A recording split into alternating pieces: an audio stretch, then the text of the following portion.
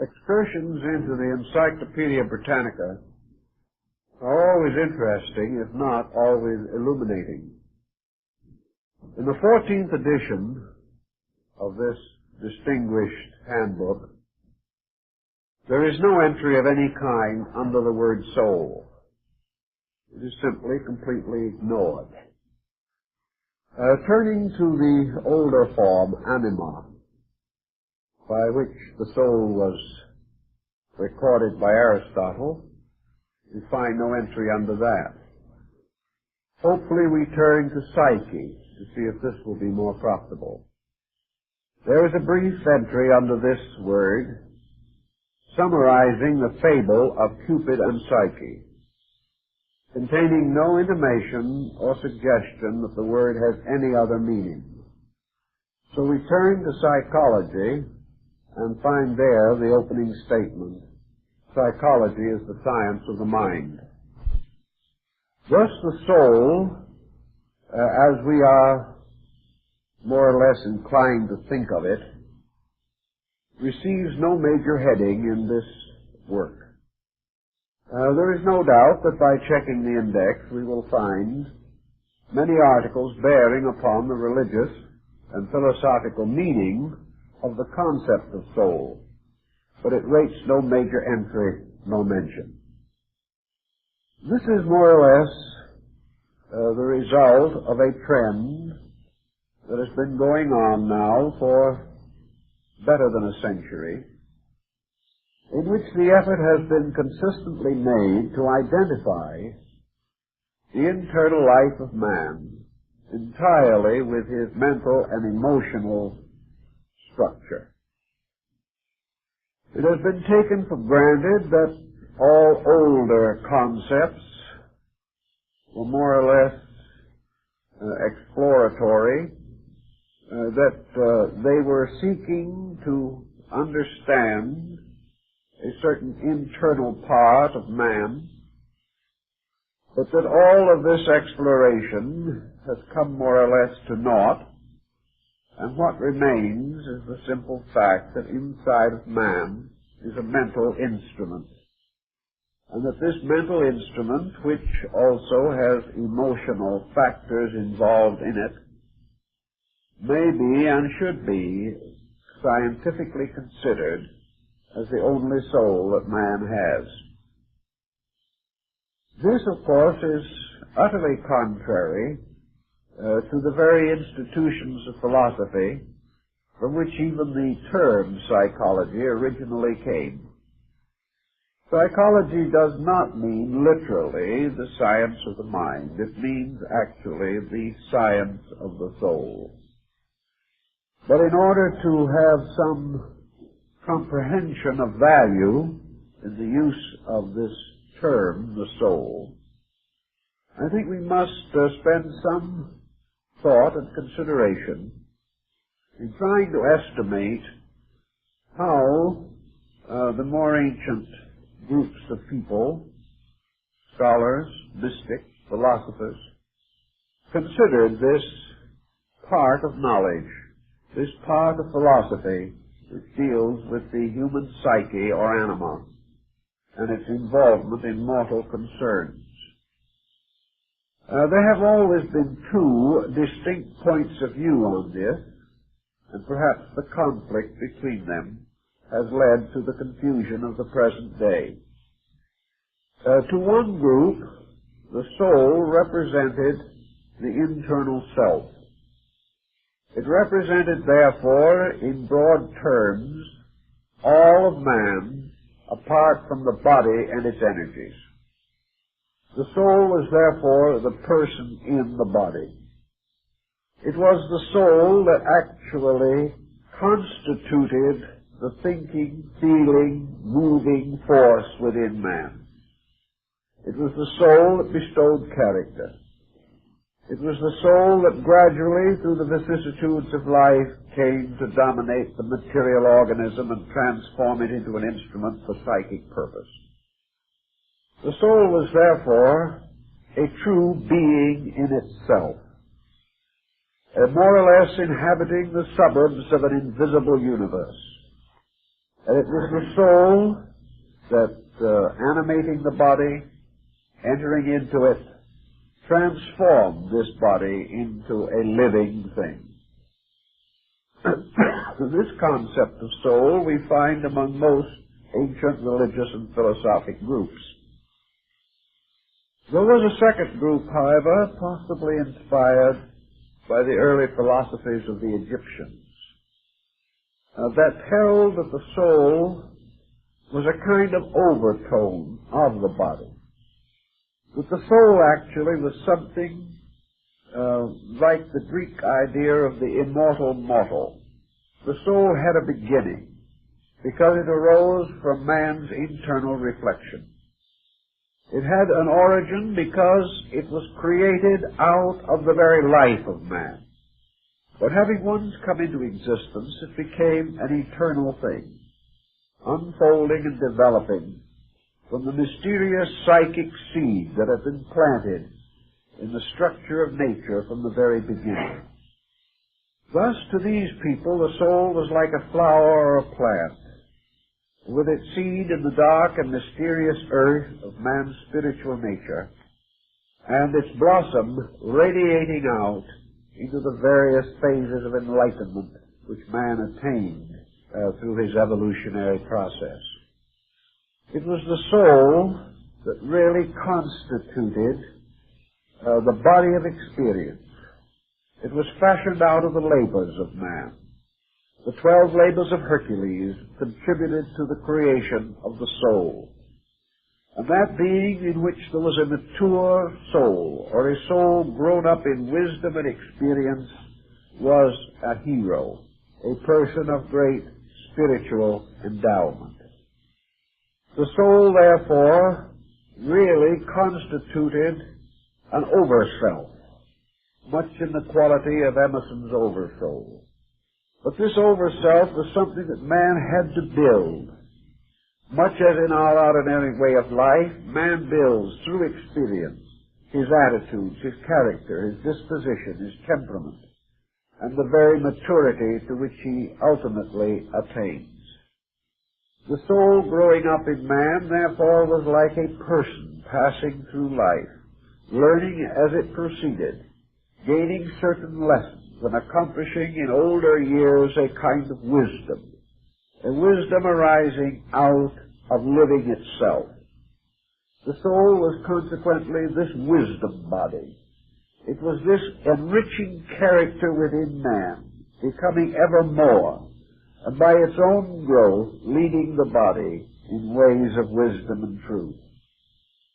The Eastern peoples more or less follow this same concept, except that they extend the pattern to make what we might term the psychic self as something which evolves not through a single lifetime, but along the whole chain of re-embodiments included in the concept of reincarnation.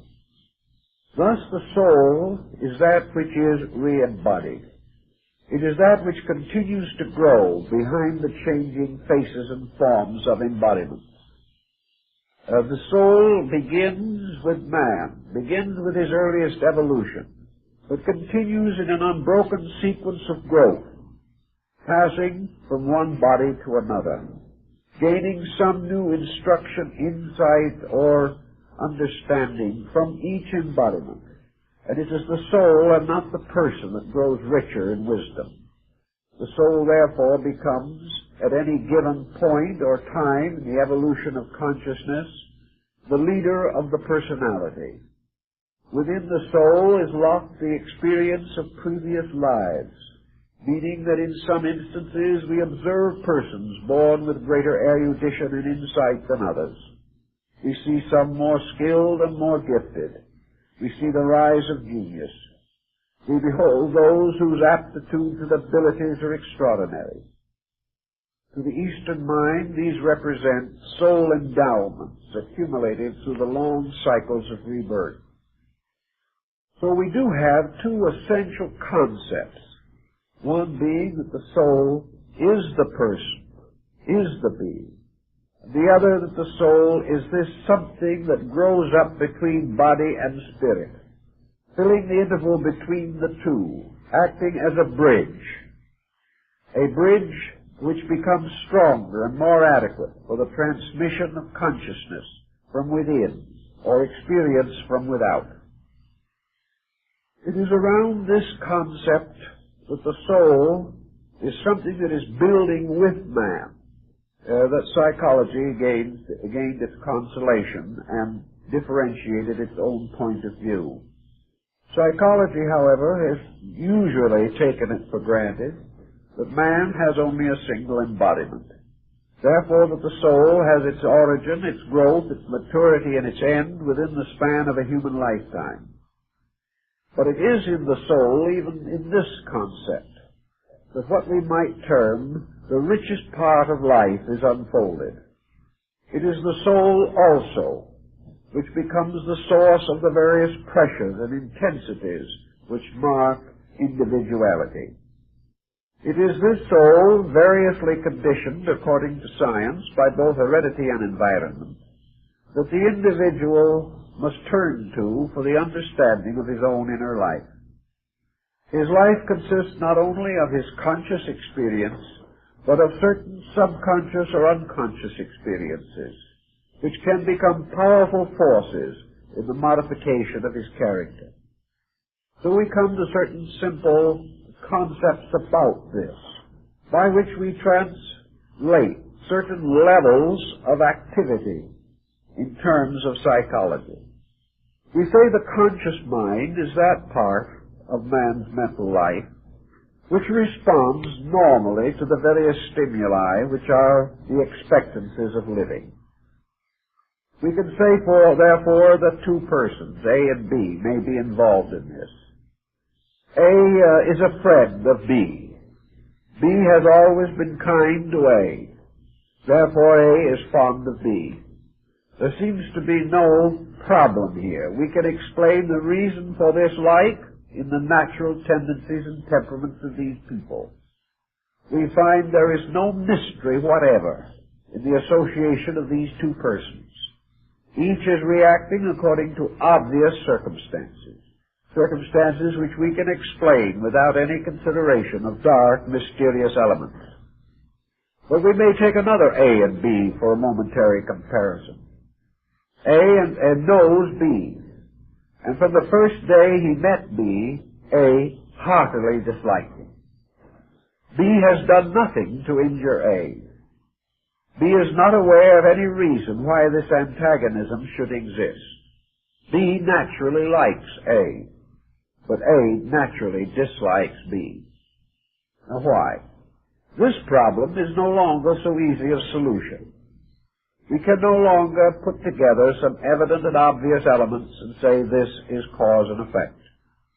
We now find A reacting in a manner inconsistent with environmental phenomena. A is not fulfilling expectancy. A is under some kind of a conditioned pressure. So the problem must arise to find out, if we can, why A, who has not been injured by B, and may have received favors from him, still dislikes him. To find the answer to this, psychology seeks to probe into the subconscious part of man's mind. It seeks to discover, if possible, hidden reasons for the animosity that exists. One of the simplest of all these hidden reasons could be similarity, or perhaps association. It is quite possible that sometime in his life, A has known someone resembling B. This other person in some way was unfair or unkind to A. Therefore, when A meets B for the first time, this old hurt, this wound, this unhappy situation is refocused, and A associates B with a previous injury. Thus he naturally has an antagonism which will remain unless he is a big enough person to overcome the subconscious prejudice. Here we see another type of pressure moving less obviously under the surface of A's personality. Out of the study of A's secret pressures, therefore, a certain type of psychology has been developed. It has attempted to discover the reason for unreasonable mental and emotional conduct. To some degree, it has been successful in this, but in some cases it has been almost completely unsuccessful. Also within this area, there is another problem with which psychology has been still less adequate. And that is where it is not a matter of A disliking B, but that A has a deep and wonderful gift for music or art, and B has none of these characteristics. B is comparatively giftless. He is simply an extremely ordinary person.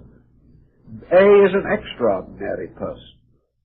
Now, the question of the psychological pressures of excellence, this question is more difficult to solve than that of prejudice.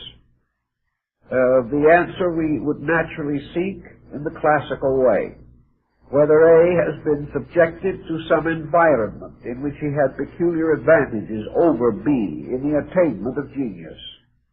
This may or may not be a fruitful line of research. Probably 3/4 of the time it is fruitless. The next question is, can we trace this from heredity? Is it possible that in the background of A there have been great artists and great musicians and great achievements, even though several generations back? Tracing this is, of course, increasingly difficult as we retire where fewer and fewer records are available. But often there is almost nothing to indicate that this is the solution. It may well be that A comes from a family of 5 children. Of these 5, he alone is talented, but all the others share in the same heredity. This offers question which is at the moment more or less shelved for future consideration. It will not fit into the approved pattern of things, but the human mind is very slow to change patterns that seem to be reasonably satisfactory, whether they are applicable or not.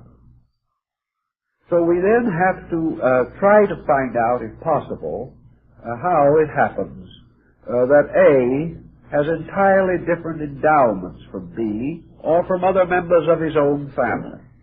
And this would seem to point out the necessity of increasing the perspective on the psychic life of man to include more than one embodiment. It would seem necessary to assume that A carries a potential, that this potential came from somewhere, and that this potential was not an accident. It was not something that was merely fortuitously bestowed. It is easy enough to fill the universe with accidents if we want to think this way. But this thought very seldom contributes anything to the advancement of concrete knowledge. We must then assume that all abilities have their origin in some reasonable cause. And here's where psychology gets itself into one of its primary difficulties. Being unable to explain any cause that is consistent with its own concepts, psychology is forced to fall back upon an abstract concept of heredity that cannot be demonstrated for lack of data, or it must fall back upon the fortuitous belief that somewhere in the environment, recognized or unrecognized, the solution to the mystery must lie. Or else it must take the ground and circumstance that some individuals are endowed and some are not, for no good reason. Psychology has been dealing with the problem of no good reason for some time. It has been forced to assume too many accidents, and it has also been forced to associate the individual with too many modifying circumstances over which he has no control. From this approach, we finally come to the principal dilemma from a moral and ethical standpoint which psychology faces, namely that it forces upon us an amoral universe, a universe in which there are no values, where things simply happen, and there is no excuse for their happening. There is no reason why one individual should try harder than another, because there is no probability that effort will ever be actually rewarded. Rewards are not in terms of efforts, they are in terms of accidents. While this in the very abstract laboratory approach may be comparatively meaningless and contribute very little to the complication of human life, when this reaches out into society and becomes a dominant thought or a dominant opinion or a dominant belief, it does and has undermined man's ethical moral life. It has given him a peculiar attitude toward things, an attitude essentially unlawful and meaningless, an attitude in which values as such no longer have any distinguishing boundaries, a universe in which anything can happen, and nearly everything does, and there is no particularly good explanation for the greater part of it. The ancients would not accept this. Perhaps they were too simple in their thinking, too direct to acknowledge such a concept. Perhaps they were too wise to accept it. But in any event, they would not build their universe upon this idea of incident and accident. They insisted that all things in nature had reasons, had explanations, that everything that occurred according to some reasonable plan, pattern, law, or truth. Consequently, that the differences in human life, human behavior, human attitude, human estates must be lawful differences, not accidental differences. And the only way they could solve this was by extending the lifespan of the human being, so that which was not accomplished in the present life could be traced to a previous embodiment. And that which was not worked out or fulfilled in this life must be extended into a subsequent embodiment. In the ancient concept, the primary end was that justice should be universally applied. Whereas at the present time, the concept of justice has very little place in most scientific thinking. It has no bearing upon the psychology of accidents with which we are so heavily dominated in modern thinking. Now, psychology has as its theoretical achievements two ends, both of which are regarded as essentially useful, and within certain reasonable boundaries they are useful. One is psychoanalysis and the other is psychotherapy. Psychoanalysis is the effort to understand man, to understand the reasons for his attitudes and for the various unreasonable emotions and thoughts that arise in him. Under analysis, a certain amount can be demonstrated. It can be shown, for example, how dangerous prejudice can be.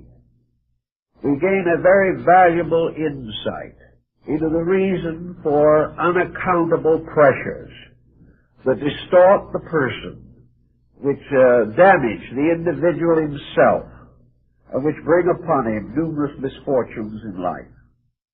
It has been well demonstrated in a number of cases that the individual, heavily burdened by internal intensities, can damage his life, his health, his career, and his social standing by permitting these ancient grievances of his own temperament to continue to dominate action. Thus, if the person becomes too pressureful as the result of incidents which occurred in this lifetime, if the individual has reacted badly to all the experiences of life, if he has fallen under the glamour of self-pity, if he has inordinate ambitions, if he is determined to achieve his own ends regardless of cost to others, whatever unnatural, unreasonable, and unethical intensity may affect him will certainly bring with it results that are detrimental to his happiness and peace of mind. Psychology, then, shows that a bad disposition does nobody any good, and this is a very basic and valuable discovery. The only answer that they do not seem to be able to work out at the present time is what to do with a congenital bad disposition. How it happens that some individuals seemingly are born in the objective case and never get over it. How it happens that some persons are difficult from the beginning, easily inclined to neurosis, likely to take the wrong angles and the wrong views of everything. Whereas others, born in the same families, under the same social conditions, in the same races, and in the same countries, are much more docile, easily regulated, and more idealistic and constructive in their points of view. These problems are still tossed back into the mysterious bin of heredity and must remain there until some wiser solution is found. But there has been sufficient to prove, beyond doubt, the simple fact of mental hygiene, namely that as the individual thinks, he will pay in terms of happiness and health. Now, the psychoanalysis dealing with this phase of the problem leads naturally to psychotherapy. How are we going to get the individual out of his bad habits? This has resulted in a break into smaller schools of most of the larger psychological streams. There have been many different groups arise, each of which has a different approach to this problem of psychotherapy. Some hold that the most important thing is to place the individual under counseling, to keep him extroverting his pressures until he exhausts them.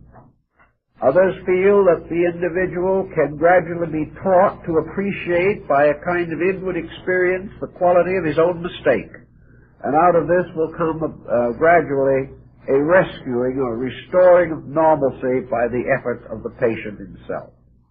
Others have resorted to hypnosis, drug therapy, and everything that can be devised by modern science to help the individual to fight the tensions which his own pressures and dispositional intensities have created within him.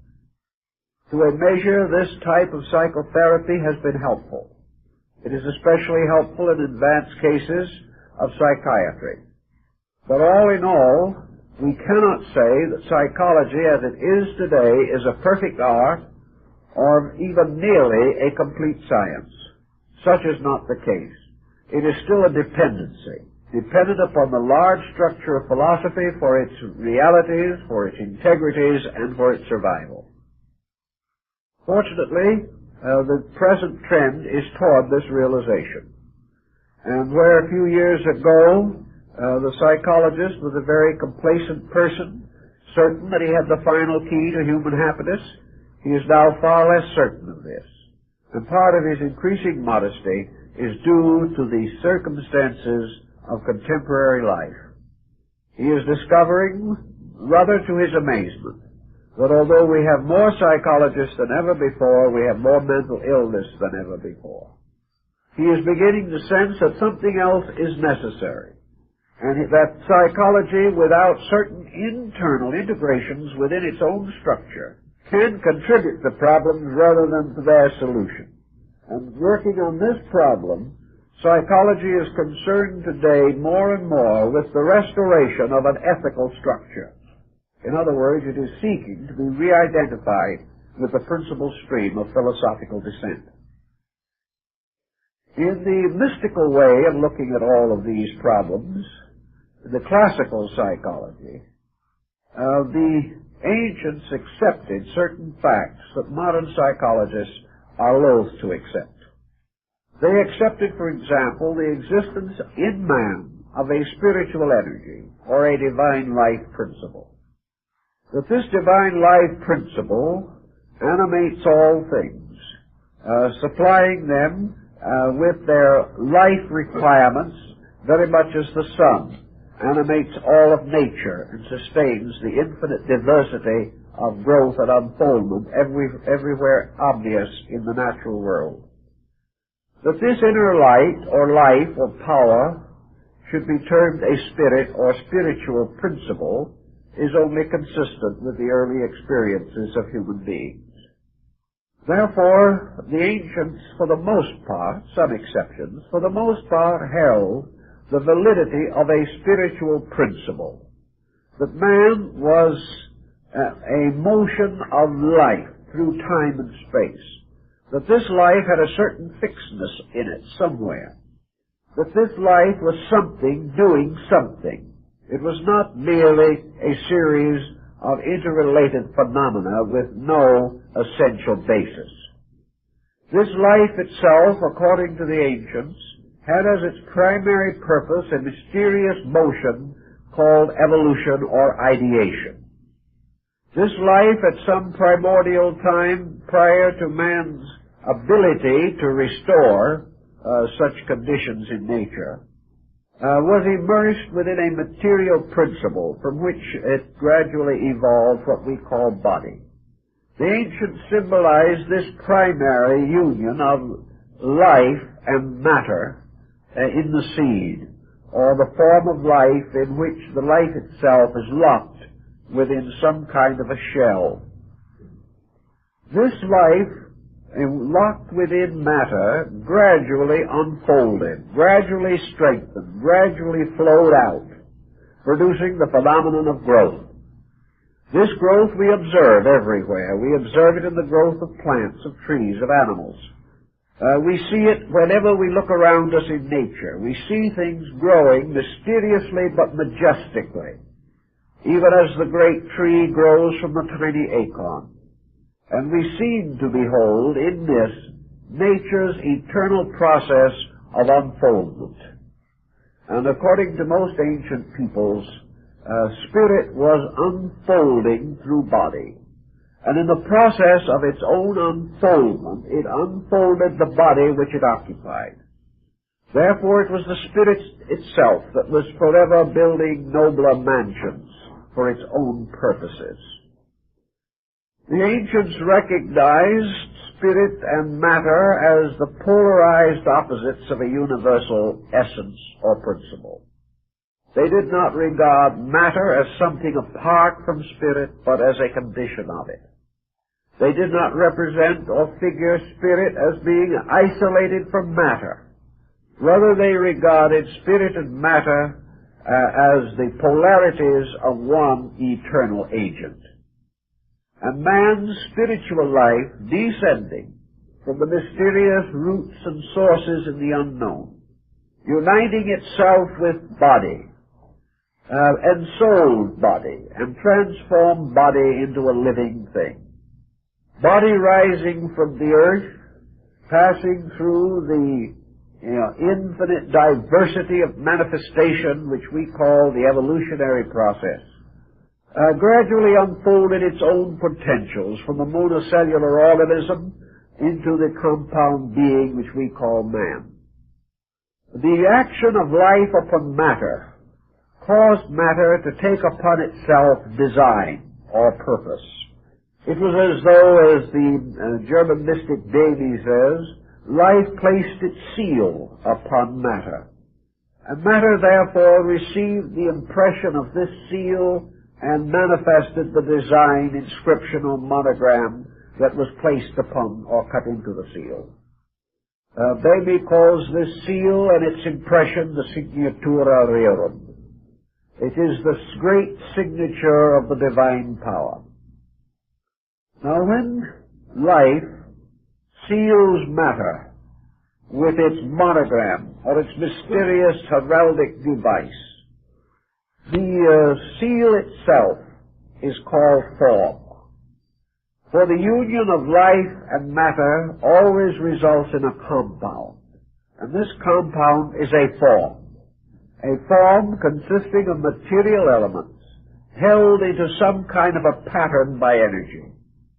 This form, like the mysterious geometry of snowflakes, means that something has crystallized around patterns, around a magnificent geometry of life itself. And the ancients held that man was a compound consisting of this mingling and fusion of life and matter, and that as a result of this mixture or commixture of this chemical process in the universe, man became what we see, what we know, what we experience today. He became an informed or formalized being. Now, as the union of spirit and matter produced form, so according to the ancient belief, this fusion also produced a mysterious thing called soul. Soul was therefore the invisible counterpart of the fusion of spirit and matter. And then man became a creature possessing a form, possessing faculties, powers, perceptions, reflections, the capacity for meditation and concentration, when he developed the mysteries of memory and forethought and intuition and inspiration. As these powers began to develop within him, they resulted in the gradual development of a new creature. This new creature had a body similar to the bodies of animals. He had a life eternal in the light of God. But between this body and this spirit, there was emerging, evolving, and unfolding a mysterious individuality. This individuality was the person. This individuality was man, or manas, the ancient Sanskrit root word for man, also meaning the thinker. Thus man became a living, thinking being.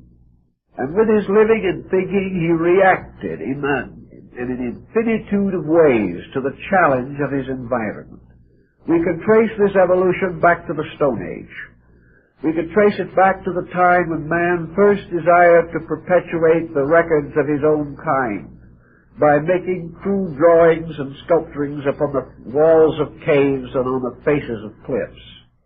We can see his struggle through the beginning of arts and sciences. We can see him discovering fire. We can find him gaining gradually skill in the hunt. We find him inventing weaving and pottery, little by little advancing himself. Other creatures that we know did not do these things.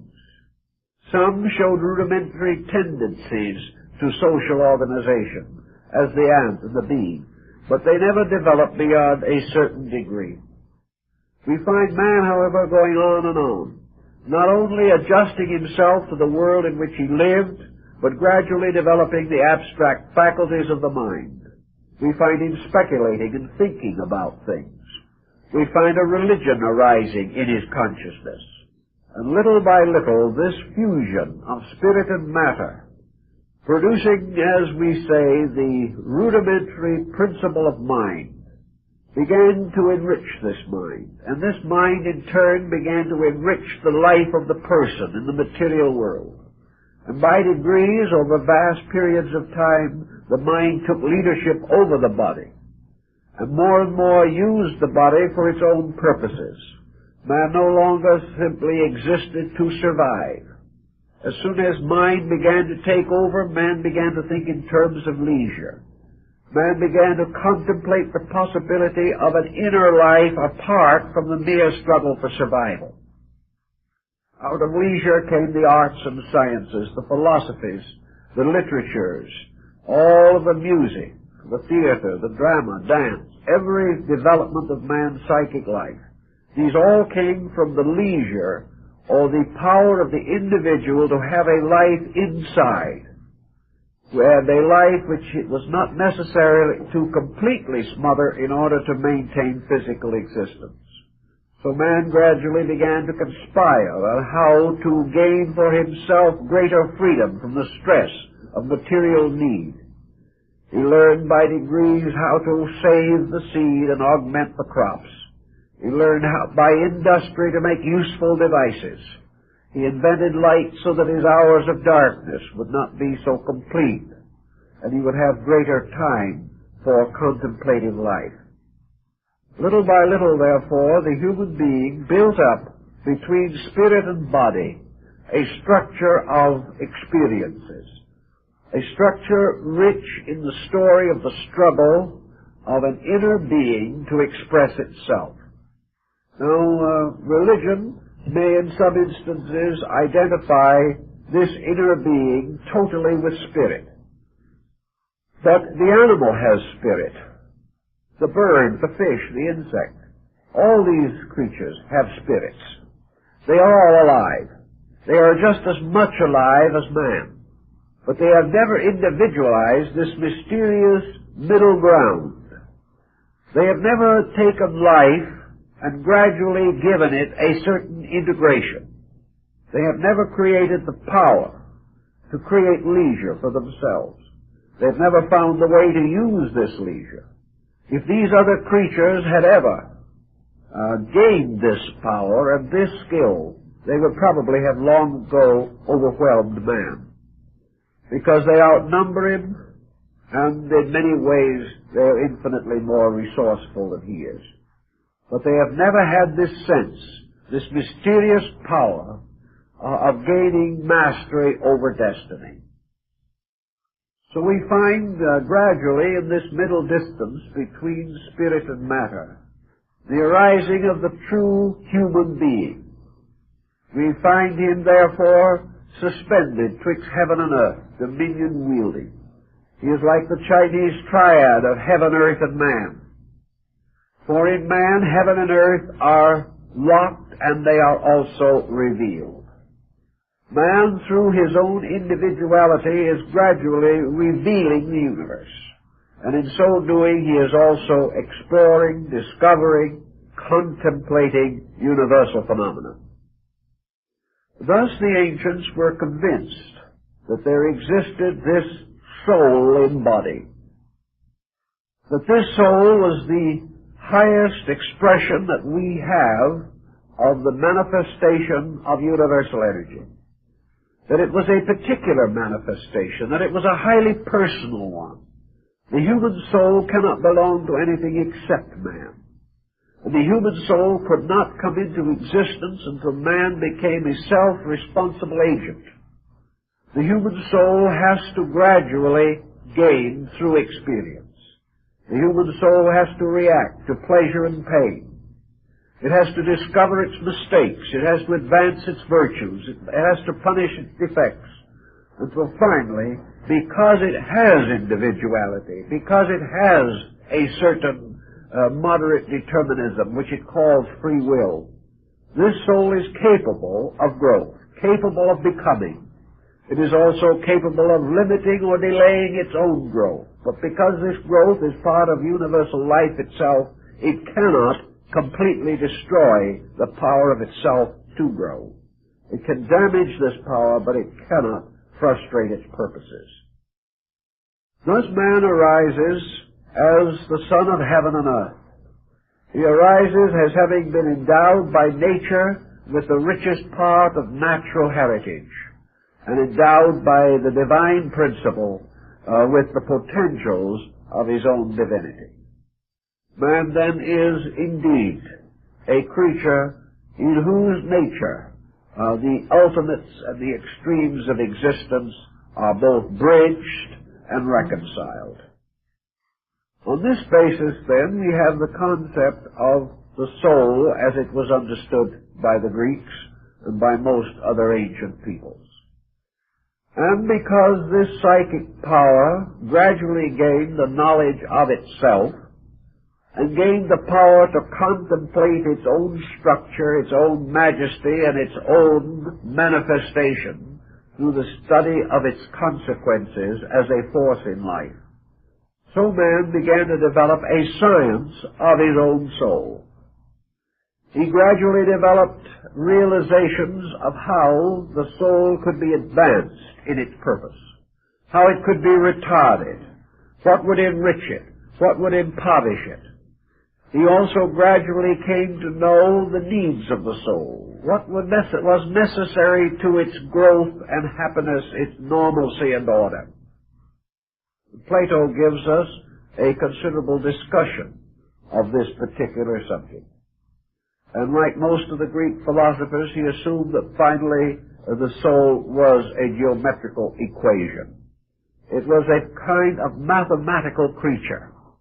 It was a creature that could be best symbolized by numbers, by their arrangements, and by the unfoldment of the symmetrical Platonic solids.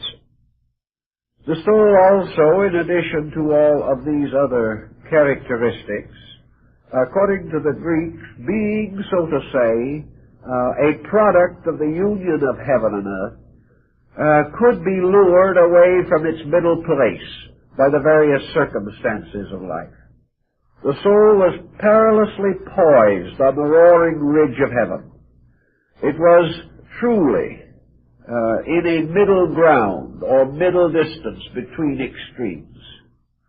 And man's own abilities to maintain the equilibrium of the soul, these abilities determined very largely the health or sickness of his own psychic self. If the soul was caused by the intemperances of living to verge toward the body and become identical with it, then the individual was termed a materialist or a sensualist. Then it was that the soul, instead of regulating the body, became its slave. This is the allegory behind the story of Samson, who, having been blinded, was bound to the millstone of the Philistines. This soul that is blinded by materialism becomes, as it were, bound to the millstone of the material world and its problems, grinding out corn for profit, continually enslaved by the very body which was fashioned for its purpose and for its unfoldment. As the soul went or verged nearer and nearer to body, it was said to enter into a stupor, or to become obsessed or possessed by body. It became numb and intoxicated with the pressures of the senses, until finally this soul descended into a darkness, losing all sense of its own existence, forgetting that it was a living thing, and remembering no part of its divine origin. A point again brought out for the parable of the prodigal son, and in the Gnostic Legends by the hymn of the robe of glory. The soul, having thus lost all sense of its own divinity, of its own nobility, became simply an instrument for the gratification of the sensory perceptions. Its thoughts were only in terms of the comforts of the body, the fulfillment of material ambition. It dealt in stratagems and spoils. It became a victim of conspiracies, and the mental powers which it possessed were used for tyranny, despotism, and deceit. Thus Plato describes the most unhappy and miserable state of the soul, in which it is therefore said essentially to enter into a state of hell. For as both the Greeks and Egyptians pointed out, hell was simply the soul imprisoned within body, limited by the tyrannies of the sensory perceptions, pressed on by the demoniacal forces of deceit, selfishness, and ignorance, and no longer capable of an existence in itself or even the awareness of its own nobility. Conversely, the soul, suspended in the middle distance between the divine and mortal, could verge toward the divine, could ascend from the tyranny of the body, and incline itself more and more to the contemplation of heavenly things. When the soul chose to join itself to the eternal source of its own being, this soul was said to become an idealist, no longer accepting the tyranny of body, renouncing those procedures and processes which might bind it to the delusion of the sensory perceptions. The soul sought rather the rarefied atmosphere of intuition and vision. Thus it was, according to the Greeks, that the soul might be raised up or lifted up by a mystery, so that it was no longer locked within a body, that the compound being no longer regarded the soul merely as the mental part of its own anatomy, but rather viewed it as a glorious winged creature, capable of soaring into the very presence of truth itself.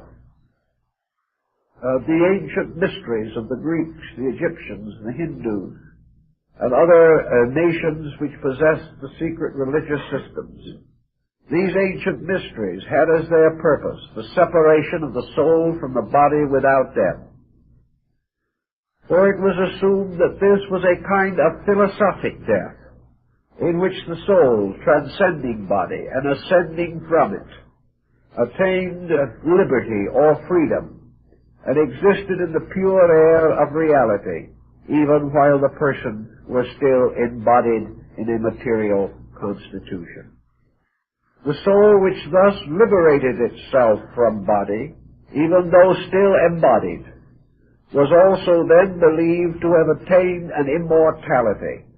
For the soul, once liberated by its own insight, could not in that embodiment or in any other future embodiment ever lose this enlightenment, because the soul in its own nature could not be embodied, and once it was free from the primordial ignorance which had brought with it from the beginning, once it had matured beyond the condition of ignorance, it could no longer be forced into that ignorance.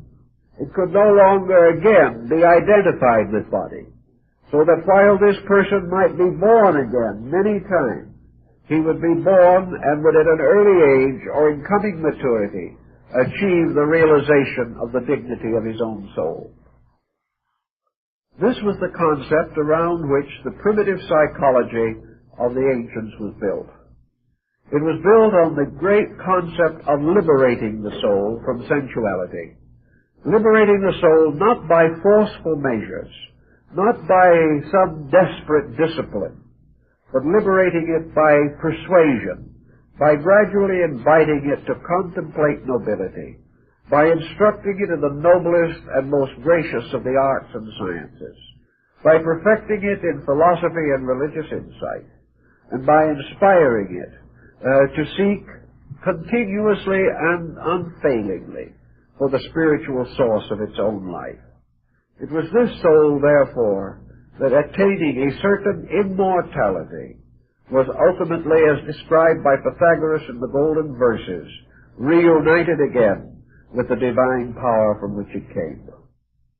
This is the panorama of psychology as the ancients held it to be. We can see how modern psychology is a fragment of this, but lacking a larger picture, lacking the great moral inducements, lacking the great ethical institutions, lacking these systems of meditation and contemplation which led to the purification of the soul, lacking even a philosophy for the emancipation of the psychic life from bondage to matter. Psychology cannot bring about the final end which it seeks to attain. It must therefore remain forever a partial science, unless it finally re-accepts into itself the full structure of the ancient learning to which it once belonged. So in addition to the problem of psychology, we must turn to the next phase of our problem, which is epistemology.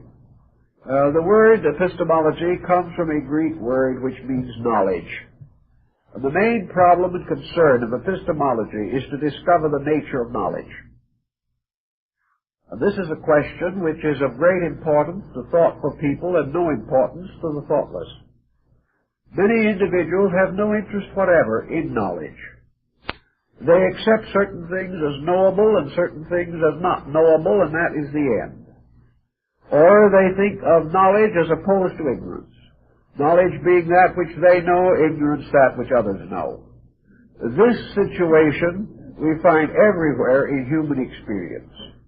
There are very few persons, regardless of the inconveniences under which they subject themselves, will admit that they do not know. Yet, actually, if we begin the study of knowledge, it helps to maintain in us an appropriate humility. What is knowledge? Here is a very difficult thing to define. Even the word itself presents great difficulties. For those who are not thoughtful, there are never any difficulties. But at the same time, there are never any results. But to the more cautious, to the more considerate, the problem of knowledge must presume something else. Knowledge can only exist if there is something to be known. Knowledge must therefore be dependent entirely upon the validity of that which can be known. Now, modern attitudes toward knowledge are quite different again from those of our classical ancestors.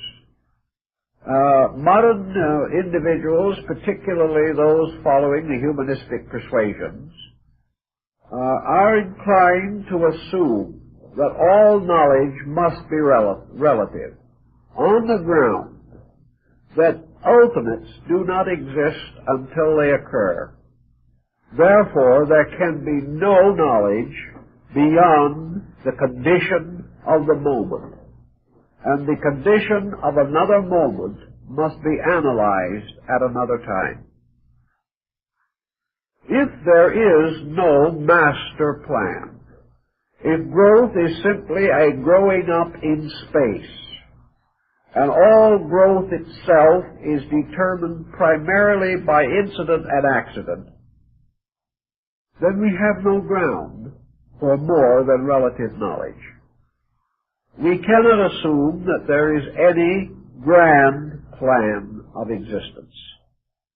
If we are therefore to assume that we are making the only plan there is, that there can be no plan apart from us, or others of our kind somewhere in space, if space is growing up only because of the pressure of growth within it, is growing up in isolation and by chance alone, if everything has the right to become anything that it wants to be, and there is no boundary except the boundary imposed by the effort of that which is growing, then we have no absolute knowledge. We can only have, we might say, an absolute fact, namely the fact of infinite growth, without any supervision of any kind. That this universe is like a field of weeds that will keep on going forever, simply because of the tenacity of the weeds themselves. The classical point of view on this again differed from that of the average modern position. For most ancient nations established a concept of archetypes. They insisted that somewhere in the infinite mind of things, in the eternal nature of the creating power itself, was a plan. That this plan has always existed. That life is fulfilling a plan. That growth is ordered. That things are growing from something to something. That all growth is leading in a direction predestined and foreordained before the beginning of the world, to use a good old scriptural term. Therefore, that there is somewhere a final, inevitable group of realities. These realities, known or unknown, recognized or unrecognized, acknowledged or denied, remain the same. Nothing changes them. Man may shake his fist at them forever, but he does not diminish them in any way. The individual may live many lives without knowing that they exist, but nevertheless they exist within him and he in them from the beginning. The concept of archetype would assume, therefore, that in the mind of God, reality is a fact. That reality exists. Therefore, that in the nature of mind of God abides what we would call absolute knowledge. Now, this is absolute knowledge to the degree that we recognize deity as absolute life. If we recognize deity as a conditioned existence, then we must recognize the knowledge possessed by deity as a conditioned knowledge. But up to the present time, we have never reached a point where we dare to speculate too greatly on this final problem. We have to assume that for us, absolute knowledge is the full and complete knowing of the universal plan or purpose for which we were intended, and for which the universe was created, and toward which both ourselves and the universe are moving inevitably. The moment we acknowledge or accept the fact of a universal, all-including and all-inclusive plan, we then contemplate on what we can know about it. And then epistemology posits the next question. Man is a conditioned creature. He exists with a certain group of faculties. He exists with a certain mental development. This differs somewhat in all persons, but the whole gamut of it, as manifested on this planet by human beings, is a comparatively narrow field.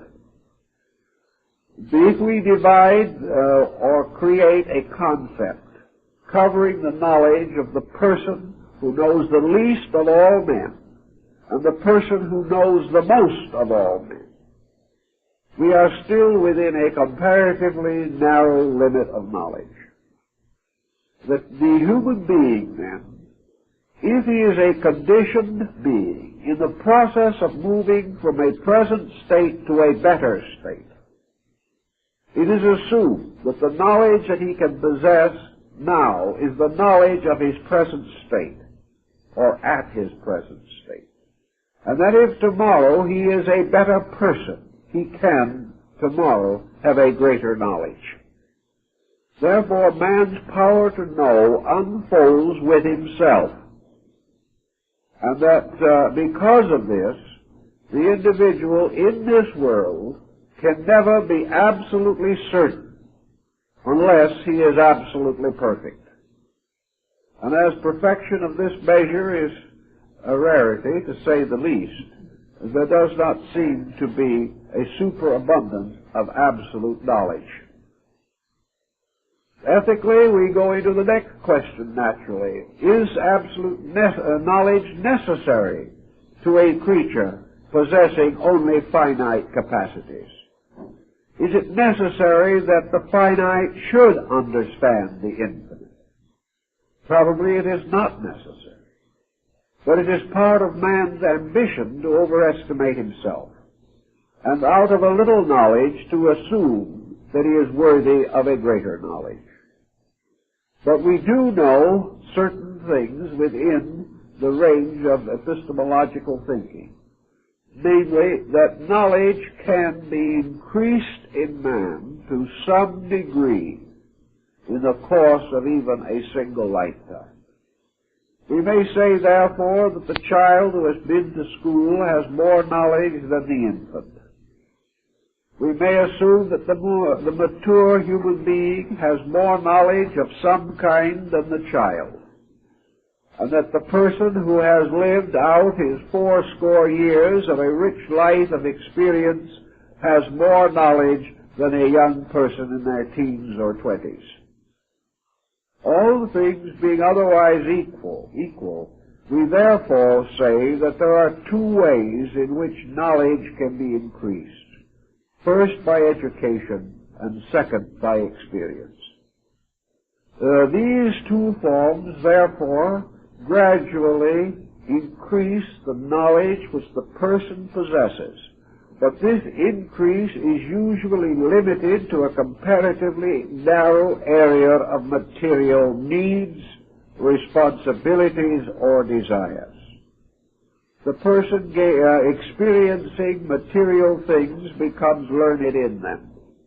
An individual going to school becomes informed in the arts and sciences of his times and conditions. But it cannot be said that either of these persons has broken through the comparatively narrow boundaries of material knowing or material information. Epistemology then brings out the question, are there other ways of knowing? Epistemology does not say that knowledge has to be limited to education and experience, but it points out that these form a simple example of how knowledge can increase even upon one level of activity. Knowledge does not, however, transcend that level so long as it is related to the education and the experience of that level alone. Philosophy also points out that by certain interior attainments above the ordinary, based perhaps upon the advantages of being embodied with a more mature soul than that to be found in another person, certain individuals possess a greater degree of essential knowledge than others. By essential knowledge, we now mean knowledge which enriches life rather than merely enriches living.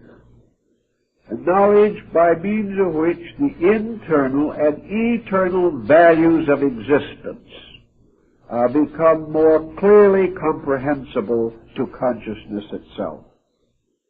And the world has produced certain heroic persons, great religious leaders, great inspired teachers, of whom it may most reasonably be said that their knowledge of essential values has exceeded that of the average individual.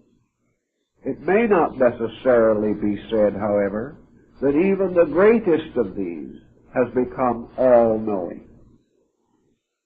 Thus we observe that by various conditions, circumstances, or by various means, certain individuals have a larger allotment of essential knowledge. This essential knowledge they have conveyed to others. The transmission of this essential knowledge may be called higher learning. Higher now in the sense of deeper or richer learning. Higher in the sense of being beyond and above the common knowledge which we use in the performance of the various tasks of the day. Epistemology therefore points out that all these sources together may be said to constitute one grand part of knowledge. Knowledge arising from experience, knowledge arising from education, knowledge arising from contemplation and meditation, and knowledge arising from the practices of rational disciplines within the person himself. Now, epistemology says, does this sum up the entire pattern of possible knowing? And it adds one other, a highly controversial factor, namely the possibility of knowledge from within the being itself. Knowledge conveyed or communicated by consciousness directly to the mind or to the outer faculties of man. This kind of knowledge has been termed illumination, the mystical experience, cosmic consciousness, or as some of the older mystical Christian writers called it, knowledge which is inspiration, or perhaps knowledge which is bestowed by God. This type of knowledge, epistemology acknowledges. It accepts that such type of knowledge is possible, but points out that by the very nature of it, it presents certain inevitable difficulties. Difficulties which can be cheerfully overlooked or even denied, but whether we deny them or overlook them, they still remain also factual and unchanging. The first problem of internal knowledge or inspiration, or we might say the grace of God conferring insight. This peculiar situation has to be judged again in terms of consequences, which are the only guides that we have. And we observe that so-called inner knowledge is not always in agreement. That individuals having visions, insight, mystical experiences are not always in agreement as to the facts resulting from these experiences. We know also that so-called intuitions and inspirations may or may not prove justified. We know that individuals claiming visions or peculiar insight have frequently been wrong. Therefore, we cannot say that these visions are inevitably true simply because they come from the inside of human consciousness. Psychology steps in here and points out that almost any mental or emotional attitude arising in man can be colored or discolored by the psychic interval through which it has to pass.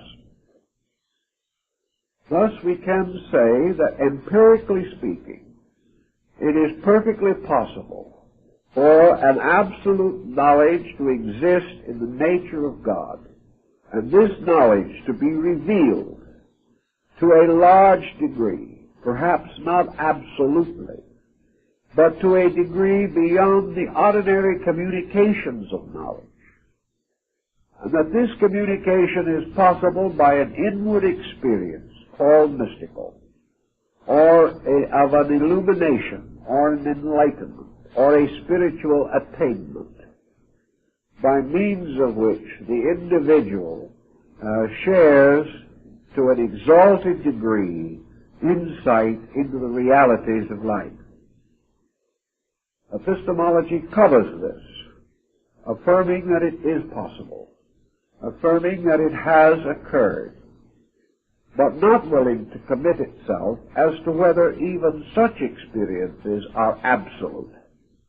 In other words, whether it is possible absolutely for the finite or the conditioned fragment of which we call human consciousness to possess or to communicate either from its own source to its own mind or from its own mind to other minds the absolute knowledge of reality.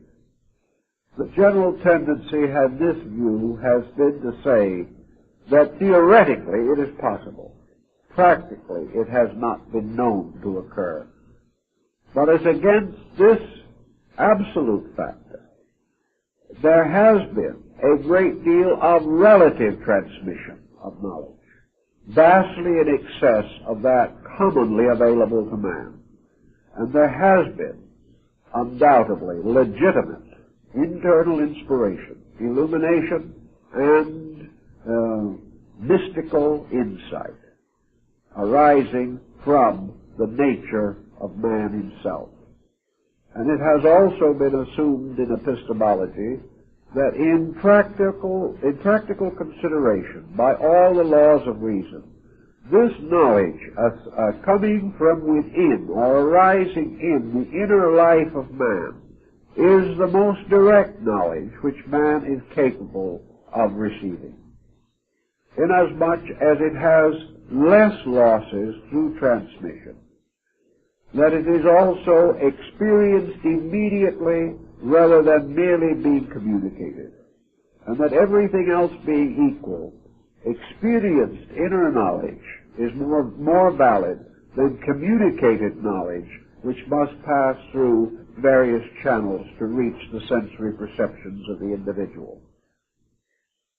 So epistemology is concerned with all of these problems, but it is further also concerned with the practical application of the concepts of these problems. And I think in this phase, epistemology moves very close and into very intimate association with both Eastern and Western mysticism. If it does give us a vision or a concept of a universal process, it must, by virtue of philosophy itself, give us some insight as to how these ends can be attained, how the individual can increase in essential knowledge, how he can use knowledge more effectively in the maintenance of his own life, and perhaps with more understanding in relationship with other people. I believe that the first quality which epistemology is inclined to bestow is modesty, a most seemly and becoming virtue. Modesty arising in this science is based upon the extraordinary difficulties attendant upon essential knowledge. Therefore, that the probabilities that one individual has it in greater abundance than another, such probabilities are relative rather than absolute. Epistemology teaches us, first of all, not that others are probably wrong, but perhaps that we ourselves are probably wrong. That we cannot dogmatize. That the individual who makes unconditioned, unqualified assertions of abstractions is not true simply because he makes such assertions. That anyone can assert, but that the only one who is able to be sure is a person whose total knowledge, whose total consciousness has been greatly elevated. In the Western systems, the mysteries sought to communicate the laws of such elevation. And in the Eastern mystical systems, Buddhism, Vedanta, and Yoga have attempted to achieve the same end. All knowledge, whether it comes from inside or outside, is subject to the damage wrought by the psychic integration or disintegration of the individual. An individual under intense psychic pressure reduces the probability of their ability to possess essential knowledge. Regardless of what they know, the pure stream of knowledge is disfigured by their own intensity. An individual in whose nature hatred or greed or avarice or intemperance or intolerance strongly exists, such a person is incapable of a clear channel for the dissemination of essential knowledge. Knowledge cannot escape the contamination of the instruments through which it passes. Therefore, a knowledge which in its substance and in its essence may be beautiful is profane to become a tyrannical error if the instrument through which it passes lacks grace of spirit and insight and tenderness and gentleness and charity. So it was assumed by all ancient peoples that the most important of all channels for the communication of knowledge is the internal channel. That knowledge is communicated, essential knowledge, most directly between consciousness and the mind, and finally through the sensory perceptions of the individual himself. That what we call the psychic focus is therefore the point where knowledge, moving from its invisible causes, flows into visible expression in some form. Either it is put into thoughts, or into words, or into forms and colors, or into formulas of one kind or another. But this knowledge is always moving through the psychic integration of the person. And if this integration is poor, the consequence must be inadequate. So the ancient system sought to purify the channels of this communication. It was assumed that if the individual was able to completely disentangle self-interest from knowledge, that he would be in the most favorable condition to possess true knowing. If, however, self-interest of any kind existed, it threatened the integrity of essential knowledge. Thus, while knowledge from within is the most pure in principle, knowledge from the outside is often the most effective in practice. For example, the individual, under the normal conditions of life, may never be able to intuit or gain from within himself as clear a concept of knowledge as he can read from Socrates. Not because he couldn't, but because he lacked the integration which made possible the communication of this knowledge. He even lacks the thought forms by means of which he could embody this knowledge in practical ideas. He lacks the ability to rationalize the very impulses of knowledge that might come to him. Therefore, while it is true that the mystic, in a pure state of subjective insight, can receive a pure stream of knowledge more clearly, more intimately, more immediately than he can ever receive it from the outside, this is not true of the average person. It is not true of the average person because he lacks a trained instrument.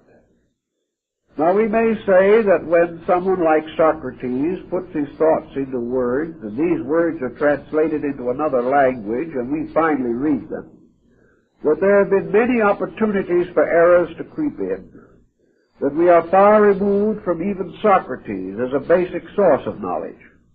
This is true. But it also remains true that human experience has shown us that even with these restrictions, limitations, and imperfections, the average person, living the average kind of life, and with the average degree of internal development, cannot equal of his own thinking the wisdom of Socrates. He simply is not able to do it. He lacks the internal development which makes this possible. Therefore, it is sometimes better for man to choose a good teacher from the outside until he is able to integrate his own psychic organism, until he is able to find that perfect temperance of the soul, which the ancients called the climate of enlightenment. While this individual is subject to temper fits, depressions, spells and attitudes of an intemperate nature, is burdened with innumerable fixations and problems of this world, has solved none of the immediate and environmental situations that confront him every day, such a person is in no condition to receive a pure stream of inspiration.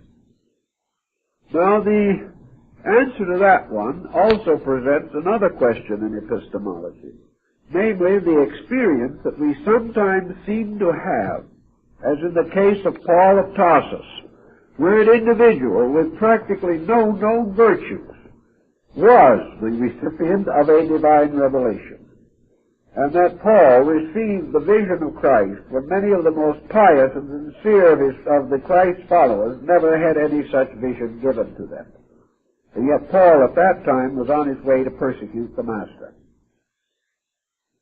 I think the answer to this has to lie in a chemistry which we cannot solve in a one-life theory. The experience that came to Paul came as the result, undoubtedly, of a long previous record of karma. Actually, Paul was a sincere man. He was doing what he believed.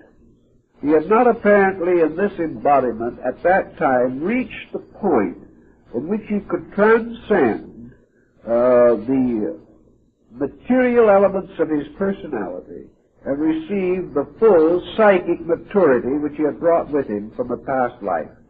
Whereas man matures physically and intellectually, say around his 21st year, the average person does not mature psychically till they're at least 30. Therefore, Paul had not picked up his own insight. He had not revived the pattern of his own previous merits as they had been built up. And it was when he received this maturity of his psychic life that he suddenly realized his mistake and repented of it genuinely and sincerely for the rest of his life. But even prior to that, I think the records all indicate that he was a very sincere person doing that which he believed to be right. And this was important in his karma.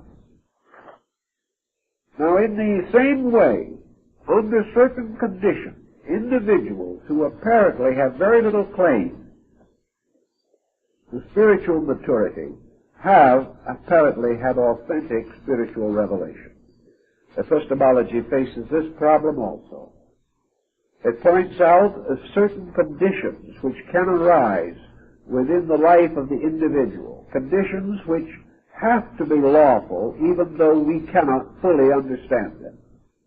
One of the problems that seems to play a factor in this is that very often psychic or mystical revelations are found among comparatively simple and untutored people.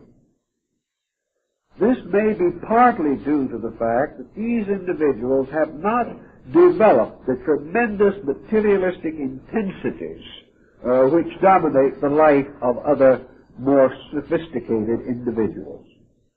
Therefore, the simple, the meek, those of extremely humble nature, seemingly are peculiarly suited to receive visions and mystical experiences. Perhaps it is because these simple people have very little selfishness in them. They have never really thought of building a tremendous personal sophistication. I think that was true of Davy, a very simple, pious man who never for a moment questioned the simple faith that he held. He tried to live it. He lived a simple life as a shoemaker. And perhaps by his very detachment from the illusionary pressures that mark more sophisticated existence, he was an available channel. And this availability, again, probably goes back to psychic maturity at a past time. Altogether, in all probabilities, where illumination or the mystical experience seems to strike a person whose qualifications are not obvious to us, I think we have to recognize with the ancients that these things rest with a karmic law that goes back over a very long period of time. And that the working of this karmic law may or may not be obvious to anyone studying merely the external personalities of these individuals. Epistemology also goes into the nature of essential knowledge as to what it is. What is the most essential knowledge that we can conceive of? And I think the only answer that we can positively say to that is that the most essential knowledge is to know that there is a universal or divine plan. That essential knowledge is to know with absolute certainty the power that governs the world and the purposes of that power. From that point on, all growth lies not in knowledge but in obedience. And knowledge must be the basis of enlightened obedience. We cannot obey efficiently or practically that which we do not know. This is the excuse for knowledge. This is why epistemology is important, is that it must provide the individual with the facts needed for the direction of his own conduct in action. If this knowledge is not available, then the individual cannot direct his own life. So the nature of knowledge, the possibility of the attainment of knowledge, and the substance of that to be known, all of these become moral forces in the life of man in his evolutionary growth. Today, we have very largely theoretical knowledge. Therefore, we have many beliefs that are accepted but are not known. We have some beliefs that are acknowledged but not vitally followed, simply because the individual has not experienced any vitality in these beliefs. As a result of this alone, we have hundreds of millions of nominal members of religious groups who are not practicing their religious beliefs. They may to some degree be trying, but there is no energy in this. There is no libido behind it. Because this doctrine, this creed, this code is simply something that has been imparted to them. It is something held in common by many members of a sect. It has never been vitalized by any internal experience. It has never taken on the form or quality of essential knowledge. We therefore can go against our opinions, or go against the opinions of others with very little hesitation. But it is extremely difficult to go against that which we internally know by experience. Experience must ultimately convert us all. And experience is either man's intuitive psychic recognition of truths as the result of the daily processes of life, or experience is man's participation in an overstate of knowing through visions, through inspiration, through intuition, or other extrasensory perceptions. Such knowledge as is derived from the internal has the greater authority, but also presents the greater hazard because we do not know what level this inspiration has touched. We are not sure that it has reached into the core of things. It may only be a psychological pressure arising from some willful purpose of our own, some determination to achieve a goal which is not universally appropriate. So we have to be extremely careful in the estimation of this type of revelation. But it does occur, and all the things being equal, internal experience is the most powerful of all forces. In most religious systems of antiquity, religious experience of this nature, as in Zen and in other Eastern sects, was the result of dedication and discipline. The individual gradually grew in the capacity to receive inner light. He placed his life under the most rigid controls. He detached himself from all artificial or unreasonable pursuits.